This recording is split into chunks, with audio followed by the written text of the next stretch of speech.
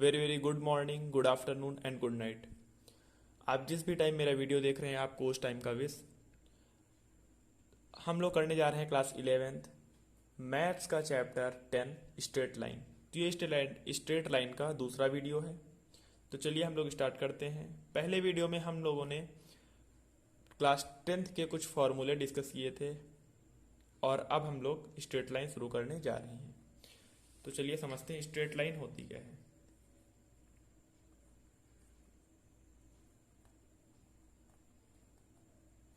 Straight line, ठीक है। तो स्ट्रेट लाइन यानी कि मान लीजिए हमारे पास एक ये पॉइंट है और एक ये पॉइंट है, तो इन दोनों के पॉइंट के बीच की जो डिस्टेंस है उसे हम बोलेंगे स्ट्रेट लाइन। या फिर इसे ऐसे भी बोल सकते हैं स्ट्रेट लाइन, यानी कि स्ट्रेट लाइन का मतलब होता है सीधी रेखा। तो यानी कि स्ट्रेट लाइन यानी कि जिस ऐसी कोई लाइन जिसमें कोई भी कर्व ना हो उसे हम बोलेंगे स्ट्रेट लाइन, ठीक है। तो चलिए इसकी डेफिनेशन लिखते हैं। the distance the distance between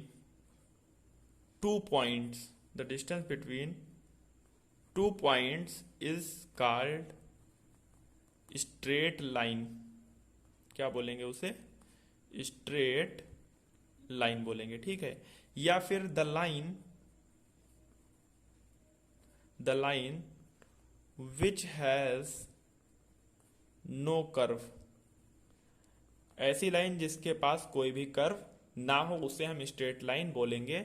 या फिर दो डिस्टेंस के बीच माफ कीजिएगा, दो पॉइंट्स के बीच की डिस्टेंस को हम लोग स्ट्रेट लाइन बोलेंगे। तो इसमें आता है स्लोप। क्या होता है slope of a line? Slope of a line क्या होता है इसे समझते हैं। यानी कि हमारे पास ये होता है,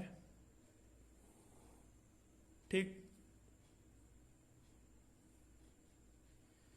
ये क्या होता है? Coordinate plane. यानी कि ये होती है एक्स एक्सिस और ये होती है वाई एक्सिस, ये होती है वाई डैश, ये होती है एक्स डैश, ठीक है। इसे बोलते हैं कोऑर्डिनेट प्लेन, ठीक। मान लीजिए हमारे पास कोई लाइन ये है, ठीक। ये जो हमारे पास लाइन है ये देखिए कोई एंगल बना रही है। ये क्या? ये एक्स एक्सिस है और ये लाइन हमारी एल है, ठीक। तो ये जो एंगल बना रही है with the positive x axis, ये देखिए आप, जो पॉजिटिव एक्स एक्सिस से जो ये एंगल बना रही है इधर की तरफ, इसे हम बोलते हैं थीटा या फिर इंक्लाइनेशन। और इसे बोलते हैं जो एंटी क्लॉकवाइज मेजर करते हैं इसे बोलते हैं इंक्लाइनेशन ऑफ लाइन। इसे भी बोल सकते हैं, इसे बोलते हैं 180 माइनस थीटा, ठीक है। तो ये जो लाइन है मतलब एक्स एक्सिस से जो एंगल बन रहा है इधर की तरफ, यहाँ से जो एक्स एक्सिस से जो एंगल ये बन रहा है, ठीक है, ये जो एंगल बन रहा है इसे हम बोलते हैं थीटा और इसे बोलते हैं इंक्लाइनेशन ऑफ लाइन, ठीक। तो चलिए इधर देखते हैं हम लोग, एक चीज और समझ लेते हैं। इसमें दो ग्राफ बना लेते हैं। ये कोऑर्डिनेट प्लेन हो गए। तो देखिए अगर ये एक्स एक्सिस है और ये वाई एक्सिस है, ये एक्स एक्सिस है और ये वाई एक्सिस है। अगर जो लाइन, कोई भी लाइन हो सकती है, अगर लाइन एक्स एक्सिस के पैरेलल होगी, अगर लाइन एक्स एक्सिस के पैरेलल होगी तो जो लाइन का इंक्लाइनेशन होगा, तो जो इंक्लाइनेशन होगा वो यहाँ पे 0 डिग्री होगा। इंक्लाइनेशन क्या होगा? 0 डिग्री। अगर लाइन वाई एक्सिस के पैरेलल होगी, ये देखिए अगर वाई एक्सिस के पैरेलल होगी या कोइंसिडेंस करेगी, यहाँ पे भी देख लीजिए, अगर एक्स एक्सिस के पैरेलल होगी या एक्स एक्सिस पे कोइंसिडेंस करेगी, यानी कि इसी के ऊपर लाइन आएगी या फिर इसके पैरेलल हो, तो क्या होगा? एंगल 0 डिग्री होगा, ठीक। इंक्लाइनेशन यानी कि इंक्लाइनेशन 0 डिग्री हो जाएगा। अगर लाइन वाई एक्सिस के पैरेलल होगी या फिर वाई एक्सिस पे कोइंसिडेंस करेगी तो फिर वहां पे भी एंगल जो होगा, इंक्लाइनेशन क्या होगा? 90 डिग्री। वहां पे एंगल क्या हो जाएगा, यानी इंक्लाइनेशन क्या हो जाएगा? 90 डिग्री। अगर वाई एक्सिस के पैरेलल है या वाई एक्सिस पे कोइंसिडेंस कर रही है तो यहाँ पे एंगल क्या हो जाएगा? कोइंसाइड करेगी। अगर लाइन इस पे वाई एक्सिस पे अगर लाइन कोइंसाइड करेगी या इसके पैरेलल होगी तो यहाँ पे एंगल जो बनेगा 90 डिग्री, यानी कि इंक्लाइनेशन क्या होगा? 90 डिग्री, ठीक। अब समझते हैं slope. Slope of a line हमने पहले ही बताया है, अब यहाँ से ये इसका इंट्रोडक्शन था। तो देखते हैं स्लोप, यानी कि अगर if theta is the inclination, theta क्या है, इंक्लाइनेशन ऑफ अ लाइन है, theta is the inclination of line L, ठीक, ये एल लाइन का नाम है एल, ठीक, ये देख लीजिए आप एल, ठीक। थीटा क्या है, थीटा इफ अगर थीटा इज द इंक्लाइनेशन है लाइन एल का, तो then tan theta, tan theta क्या हो जाएगा, tan theta is called the slope of a line, slope of a line. अगर थीटा इंक्लाइनेशन होगा लाइन का, तो हम tan थीटा को बोलेंगे कि ये लाइन का स्लोप है। और इसका स्लोप को हम ग्रेडियंट भी बोलते हैं, क्या बोलते हैं, ग्रेडियंट। स्लोप को हम लोग ग्रेडियंट भी बोलते हैं, ग्रेडियंट ऑफ अ लाइन, यानी कि स्लोप और ग्रेडियंट दोनों सेम वर्ड है, ठीक। इसमें एक पॉइंट ये भी है, अगर किसी भी लाइन का स्लोप 90 डिग्री है, यानी कि if slope of a line is 90 degree, then it is not defined। अगर स्लोप 90 डिग्री है, ठीक, अगर स्लोप यानी कि जो थीटा है वो 90 डिग्री है, तो हम उस लाइन का स्लोप डिफाइन नहीं कर पाएंगे, क्योंकि स्लोप हमने क्या पढ़ा है, स्लोप हमने पढ़ा है, स्लोप होता है tan थीटा, tan थीटा यानी कि tan 90 डिग्री, tan 90 डिग्री यानी कि 1/0, जो नॉट डिफाइंड है, यानी कि इसे हम डिफाइन नहीं कर सकते हैं। और इसको tan थीटा को हम लिखते हैं m से, जो ये स्लोप है it is denoted by m, it is denoted by m, यानी कि m is equals to tan theta, ठीक है, समझ में आ गया होगा आपके। अब देखते हैं स्लोप, अगर स्लोप मान लीजिए slope of a line when coordinate of any 2 point on the line are given. अगर कोई भी मान लीजिए लाइन है P और Q, उसके कोऑर्डिनेट दिए हैं x1 y1 और इसके कोऑर्डिनेट दिए हैं x2 y2, ठीक। अब इस लाइन का स्लोप आपको निकालना है, तो आप कैसे निकालेंगे ये हम लोग सीखते हैं, ठीक। तो यहाँ पे देखिए, हम कोई कोऑर्डिनेट प्लेन मान लेते हैं, एक कोऑर्डिनेट प्लेन बना लेते हैं, एक ये कोऑर्डिनेट प्लेन हो गया, ठीक। यहाँ से कोई लाइन L है, मान लीजिए ये लाइन L है जो जा रही है, ठीक, और ये एंगल थीटा है, ठीक, इसको एंगल थीटा मान लेते हैं, ये x एक्सिस है, ये होती है y एक्सिस, तो ये थीटा है, ठीक। अगर मान लीजिए हमने कोई पॉइंट ले लिया है, ये x1 y1, x1 और y1 पॉइंट P है, और यहाँ पे ले लिया है पॉइंट Q यानी कि x2, y2, ठीक, ये पॉइंट Q है।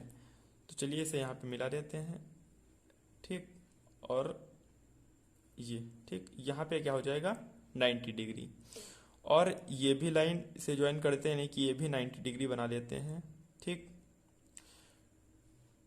और इसे मान लेते हैं हम लोग R और इसे मान लेते हैं M, ठीक। अब देखिए, अगर कोई लाइन PQ, 2 पॉइंट दिए हुए हैं PQ, और उसके कोऑर्डिनेट P के दिए हुए हैं x1 y1 और Q के कोऑर्डिनेट दिए हुए हैं x2 y2, तो अगर हमें स्लोप निकालना है लाइन का उनके पॉइंट से, तो हमें क्या करना होगा, एक कोऑर्डिनेट प्लेन होगा, वहाँ पे हम एक लाइन, जो लाइन लेंगे यानी कि वो नॉन वर्टिकल लाइन होनी चाहिए, जो लाइन होगी वो हमारी नॉन वर्टिकल लाइन होनी चाहिए, यानी कि वर्टिकल लाइन यानी कि ऐसे नहीं होनी चाहिए।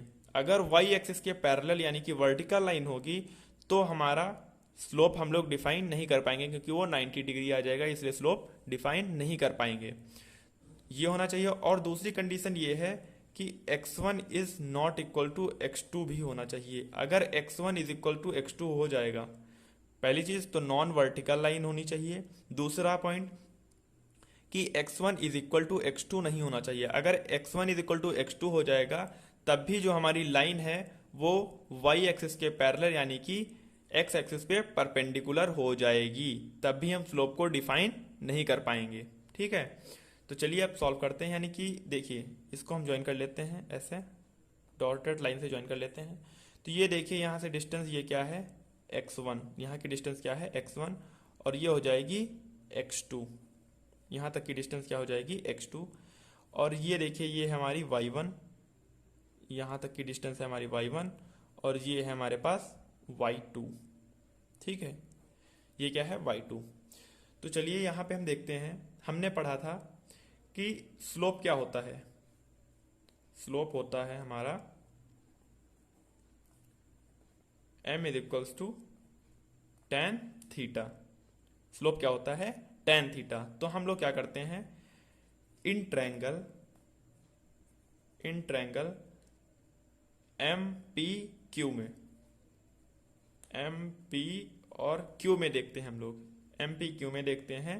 जब ये एंगल थीटा है तो ये भी एंगल थीटा हो जाएगा। ठीक, तो MPQ में देखते हैं तो यहाँ पे देखिए हम लोग tan थीटा लगाते हैं। tan थीटा क्या होता है, perpendicular upon base. tan theta क्या होता है, परपेंडिकुलर अपॉन बेस। तो यानी कि परपेंडिकुलर देखिए यहाँ पे tan थीटा ये वाला है, तो परपेंडिकुलर क्या होगा, इसके जस्ट सामने वाला। अब देखिए परपेंडिकुलर क्या हो गया QM, यानी कि Q और M हमारे पास परपेंडिकुलर हो गया। तो इसकी वैल्यू तो हमें पता नहीं है, लेकिन हमें ये देखिए यहां से यहां तक की वैल्यू हमें पता है, क्या है y1, और R से Q तक की वैल्यू हमें पता है, क्या है y2। तो जो हमें ये पता है तो हम QM की वैल्यू निकाल सकते हैं।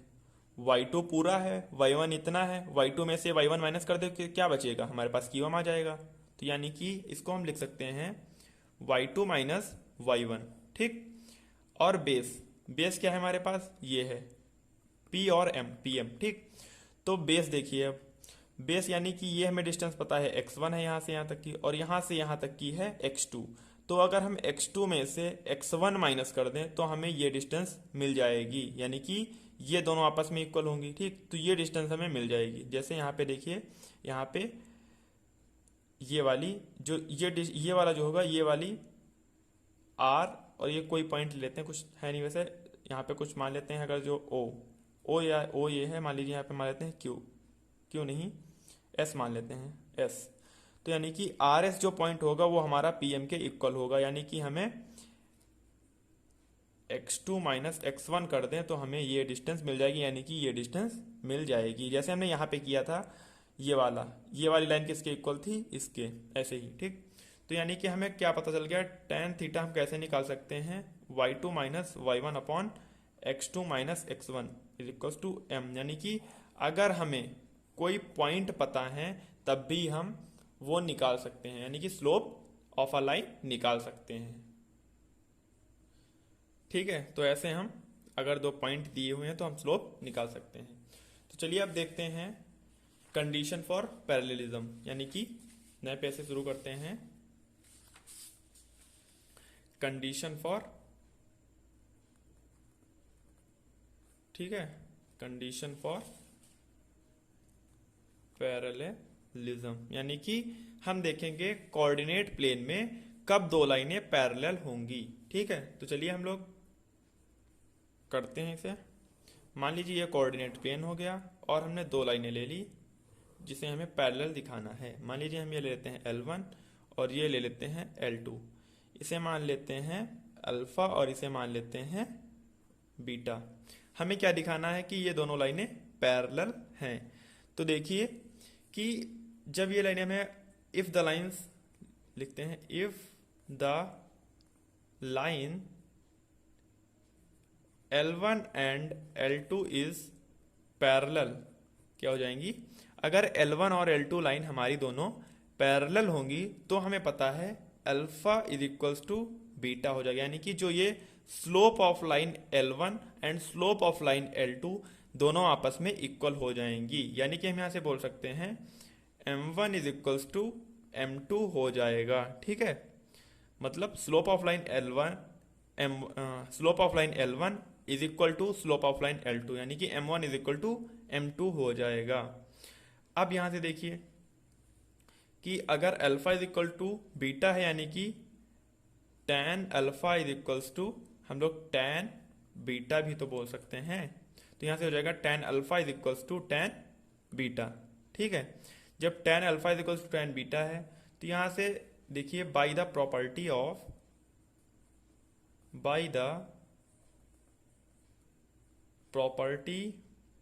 Of tangent function, by the property of tangent function between 0 degree and 180 degree, और यहाँ पे क्या है, alpha is equals to beta है, सो यानी कि therefore the lines are parallel. क्या हो जाएगा, द लाइन्स आर पैरेलल। ठीक है, ये एक देखिए, अगर हमें पता चल जाए दो लाइन मान लीजिए कब पैरेलल कब होती हैं, यानी कि ये दो लाइनें अगर पैरेलल हैं तो यानी कि ये लाइन अगर ड्रॉ करें तो यानी कि ये एंगल आपस में, जब ये दोनों एंगल इक्वल होंगे तभी हमारी ये लाइन पैरेलल होगी। यानी कि alpha is equal to beta दिया हुआ है, ये हमारी एक प्रॉपर्टी है जिससे हम दिखा देंगे कि लाइंस पैरेलल हैं। ये आप बाद में पढ़ेंगे प्रॉपर्टी, तो यहाँ इस प्रॉपर्टी से हम दिखा देंगे कि ये लाइंस पैरेलल हैं। तो चलिए अब आगे देखते हैं इसके कंडीशन फॉर परपेंडिकुलैरिटी। दो लाइन आपस में परपेंडिकुलर कब होंगी वो देखते हैं। ठीक है, कंडीशन फॉर परपेंडिकुलैरिटी। मान लीजिए हम यहाँ पे फिर कोऑर्डिनेट प्लेन ले लेते हैं। मान लीजिए हमारे पास एक लाइन ये है L1, ठीक, दूसरी लाइन है हमारे पास L2। कौन सी लाइन है, L2। ठीक, ये होता है ओरिजिन, ये होती है एक्स एक्सिस, ठीक, और ये होती है वाई एक्सिस। तो ये क्या है, 90 डिग्री, यानी कि हमें दिखाना है। ठीक, और ये L1 L2, और इसे मान लेते हैं हम, यहाँ पे जो एंगल बन रहा है इसे मान लेते हैं अल्फा, और इसे मान लेते हैं हम बीटा। ठीक है, तो जब ये 90 है तो वर्टिकली अपोजिट एंगल से ये भी 90 हो जाएगा। ठीक, तो देखिए हम कैसे प्रूफ करते हैं इसे। यानी कि हमें पता है if the line L1 and L2 are, if the line L1 and L2 are perpendicular, ठीक, परपेंडिकुलर, तो क्या होगा, अगर लाइन हमारी L1 L2 परपेंडिकुलर होंगे तो यानी कि हम बोल सकते हैं जो बीटा, यानी कि हमारा ये जो एंगल है, ये तो हमें पहले से पता है कि एंगल ये एक्सटीरियर एंगल है। ये मान लीजिए ट्रायंगल बना हुआ है और ये एक्सटीरियर एंगल है, तो एक्सटीरियर एंगल किसके इक्वल होता है, यानी कि sum of two interior angles किसके इक्वल होता है, sum of two interior angles. यानी कि हम बोल सकते हैं beta is equals to alpha plus 90 degree. ठीक है, यहां से क्या आ जाएगा, beta is equal to alpha plus 90 degree. तो यानी कि बीटा की वैल्यू तो हमें पता चल गई, बीटा की वैल्यू हमें पता चल गई। तो हम यहां से बोल सकते हैं, अगर हम लोग लिखें tan बीटा, क्या लिखें, tan बीटा, tan बीटा यानी कि स्लोप ऑफ लाइन L2 लिखें, तो यहां से क्या हो जाएगा, tan अल्फा प्लस 90 डिग्री। क्या हो जाएगा, tan अल्फा प्लस 90 डिग्री। तो इसे क्या लिखते हैं हम, माइनस कॉट अल्फा, इसे बोल देंगे हम माइनस कॉट अल्फा, यानी कि 1/tan अल्फा। क्या बोल देंगे, 1/tan अल्फा। tan बीटा किसके इक्वल हो गया, 1/tan अल्फा। tan बीटा क्या था हमारा, स्लोप ऑफ लाइन L2, यानी कि यहां पे लिख देते हैं tan बीटा। tan बीटा क्या था हमारा, स्लोप ऑफ लाइन M2, यानी कि M2 is equals to 1/tan alpha. क्या है हमारा, tan अल्फा है यानी कि स्लोप ऑफ लाइन L1, यानी कि स्लोप ऑफ लाइन L1 यानी कि M1 किसके इक्वल है, M1 के, सॉरी माफ कीजिए, यहाँ पे माइनस का साइन लगाना भूल गया, माइनस होगा। ठीक है, तो क्या हो जाएगा, -1/tan अल्फा, यानी कि tan अल्फा किसके इक्वल है, tan अल्फा को हम बोल सकते हैं स्लोप ऑफ लाइन L1 यानी कि m1। ठीक, तो m2 is equals to -1/m1। ठीक, इसे हम लिख सकते हैं m1 m2 is equals to -1। ये हमारा फॉर्मूला आ गया। ठीक, अगर हमें किसी भी दो लाइन को परपेंडिकुलर दिखाना है तो हम बोल देंगे कि अगर m1 into m2 is equal to -1 आ जाता है तो हम बोल सकते हैं कि दो लाइनें वो आपस में परपेंडिकुलर होंगी। ठीक है, तो आपको ये समझ में आ गया होगा। यहाँ पे देखिए, अगर आपको ये समझ में नहीं आया है tan अल्फा प्लस 90 वाला, तो ये चलिए हम साइड में समझा देते हैं। यानी कि ये देखिए आप पहले, ये 4 क्वाड्रेंट होते हैं। ठीक है, यहाँ पे होता है आफ्टर, स्कूल, 10, सिनेमा। ठीक, आफ्टर यहाँ पे ऑल, यहाँ पे मतलब है साइन, और यहाँ पे मतलब है कॉसेक।